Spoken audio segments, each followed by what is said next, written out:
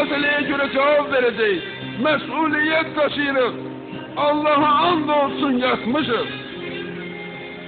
Ben and içirəm bugün Peygamberin yüreğini sarsıdan mesele bu meseledir.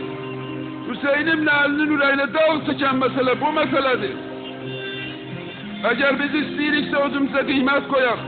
Eğer istəyiriksə Hüseyin'in eliye sakladığımız azadlığa kıymet verek.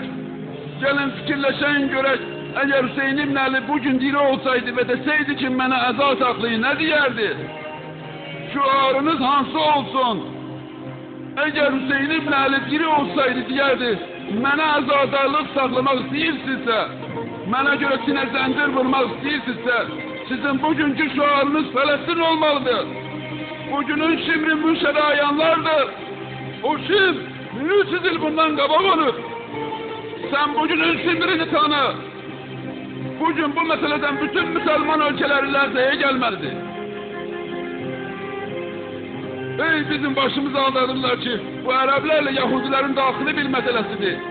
Eğer daxili bir meseledirse ve sonda niye göre xaricdən Yahudiler her vakit onlara pul gönderir? Niye göre? Bəs biz Müslümanlar ne halta düşünürük? Peygamberin karşısında ne cevap vereceğiz?